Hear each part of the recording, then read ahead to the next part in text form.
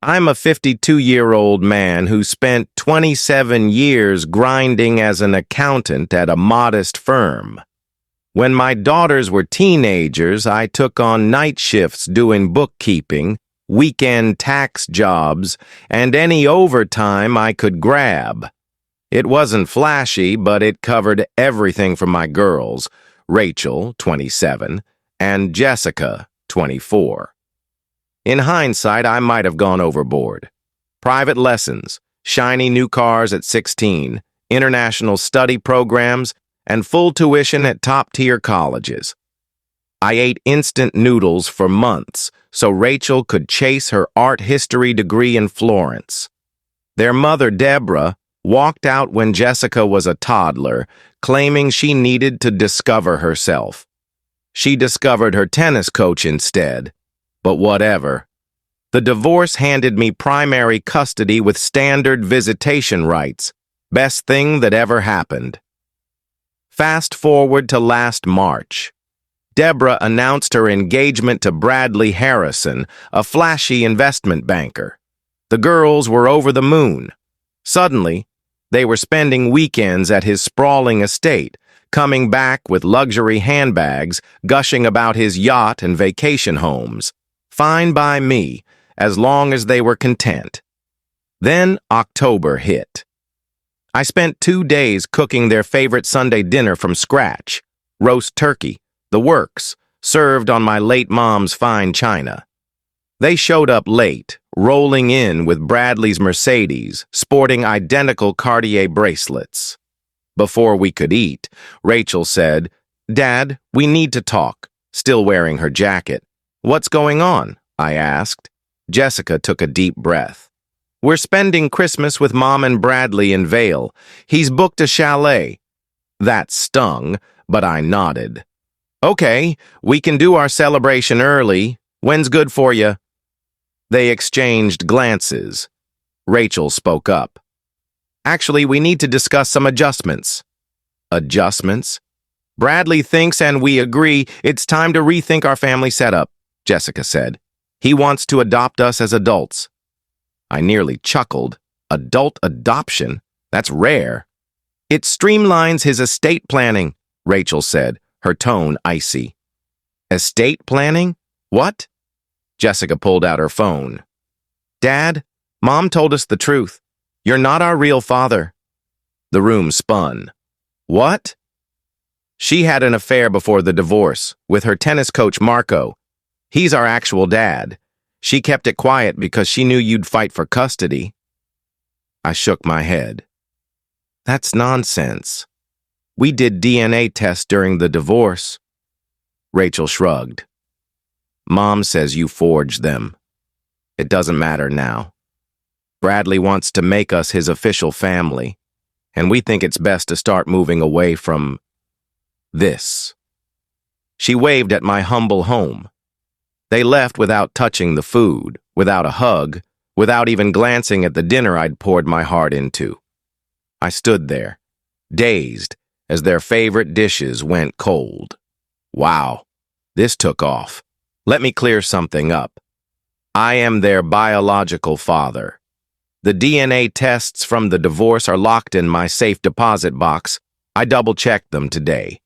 99.9% paternity for both. But here's the twist. I called my friend Sarah Chin, a family law expert. She advised sending a formal letter demanding they stop spreading false paternity claims without evidence. Their reply came from Bradley's lawyer. "Our clients stand by their position and request you facilitate the transfer of parental rights." Meanwhile, Jessica posted on Instagram, "Sometimes growth means walking away from toxic ties, even family. Here's to new chapters. Our chosen family." Comments were split. Some supported her, others called her ungrateful. Then Bradley texted me, "Sign the papers, make this smooth. You've had your run with them. I can offer opportunities you never could." I replied once, "Show DNA proof or stop contacting me." His response, "Don't humiliate yourself. Real men know when to bow out. The kicker? Deborah called. Why are you complicating this? Bradley has connections. The girls could have stellar careers. Just let go. Because they're my daughters. God, you're so pig-headed. Fine. Bradley knows people. Don't force us to drag this to court. That call sparked suspicion, so I started digging 1 week later. My digging paid off. Bradley Harrison isn't the money mogul he claims. My accountant contacts came through. He's under SEC scrutiny for securities fraud. That estate? Rented? The yacht? Loaned from a client who's now suing him? And why does he want my daughters? He's been posing as a family man to lure conservative investors. Having 2 successful adult daughters, Jessica in marketing, Rachel in art curation, bolsters his facade. The adoption isn't about inheritance, it's about optics.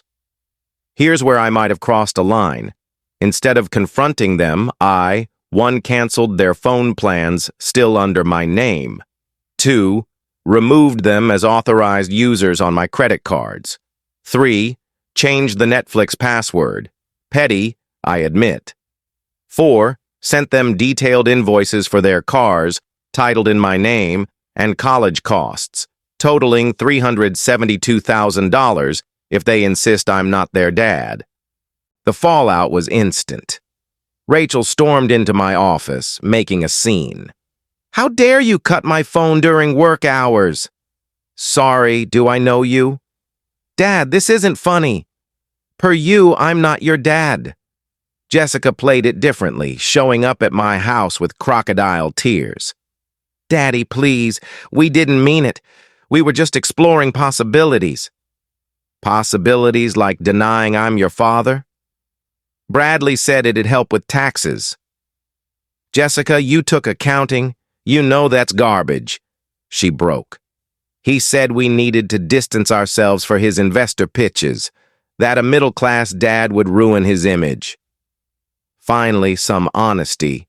2 weeks later. Bradley's empire crumbled faster than I thought. His SEC issues hit the headlines. Not just an investigation, but a full-blown Ponzi scheme. His firm was funneling new investors' money to pay old ones, and the well ran dry. Deborah's engagement imploded when she learned the estate was leased and his wealth was smoke. She tried crawling back to me, but that bridge burned years ago. My daughters? They doubled down, posting about how I was financially abusing them by demanding repayment for their education. Rachel's best friend, who I also supported through college, called me in tears, saying Rachel was painting me as a villain. My sister chimed in. They messed up. Family forgives. Easy to say when you're not the one they disowned for a fraudster. I kept all communication through Sarah, who sent demand letters for the car payments and a deadline to transfer titles. Either they acknowledge I'm their father or they pay up. Bradley's lawyer fired back, accusing me of extortion and emotional manipulation, claiming I was sabotaging his business by spreading rumors about his finances. Sarah laughed. Let him sue. Discovery would be a riot. Social media turned into a battlefield. Team Dad versus Team Daughters. Their friends slammed me. Mine backed me. It got messy. I stayed silent, watching it all unravel. 1 month later. Bradley was arrested last week. Federal agents stormed his office and the rented estate. Deborah was caught fleeing with bags of cash. She was in deeper than anyone realized. My daughters finally saw they'd bet on a sinking ship. They showed up at my house looking shell-shocked. No designer outfits, just jeans and hoodies. Dad, Rachel began, we screwed up. Multiple times, I corrected. Bradley's gone. Mom's likely headed to prison. Jessica swallowed hard. We need help. What kind? The FBI froze our accounts. They think we're involved because we attended investor meetings with Bradley. Were you? They exchanged nervous glances. Rachel whispered, "We might have moved some money." Bradley said it was for tax reasons. I sighed. "Get a real lawyer." "We can't afford one. Our cards are maxed, accounts frozen." "Sounds like your problem." They left crying. I felt nothing but exhaustion. 3 months later. The chaos has settled. Bradley got 12 years in federal prison. Deborah got 3 for conspiracy. She ratted him out instantly. My daughters dodged charges. The prosecutor deemed them naively ignorant, not criminally involved. But their reputations are shattered. Rachel lost her curator job. Jessica was fired from her marketing firm. The scandal was too big. They're sharing a cramped apartment, working retail to survive. They've paid $15,000 toward the cars. Don't expect the rest anytime soon. Last week, Rachel sent a letter. "Dad, I don't expect forgiveness. We chose greed over loyalty, lies over family. Every sacrifice you made, every late night, every time you put us first, we discarded for luxury bags and glitzy events. I see you now, all of it, and I'm so sorry. Your daughter, if you'll still claim me, Rachel." I haven't replied, not sure I will. Jessica's note was brief. "I'm sorry for everything. You deserved better." My sister still pushes forgiveness. They're your kids. Are they? They were certain I wasn't when Bradley's cash was dazzling. I'm doing all right. Took my first vacation in ages. Started dating Sarah's sister, a librarian, no drama. Got promoted to senior accountant. Turns out less family stress boosts performance. Do I miss them? Every single day. But I miss who I thought they were, not who they proved to be. Forgiveness? Maybe someday. Trust? That's earned, not handed out. They've got a steep climb ahead. The toughest lesson? Love shouldn't have strings, but respect is non-negotiable. Thanks for reading my saga. It helped to share. Now I've got a life to live. Common questions answered. 1. Yes, the DNA tests are legit, from the custody case. 2. No, I'm not funding their legal mess. 3. Yes, they're trying to rebuild their careers. 4. No regrets on cutting them off. 5. Yes, I kept every receipt. All of them. When someone reveals their true colors, believe them the first time. Thank you for watching Story. Please subscribe and hit the notification bell for more real-life stories.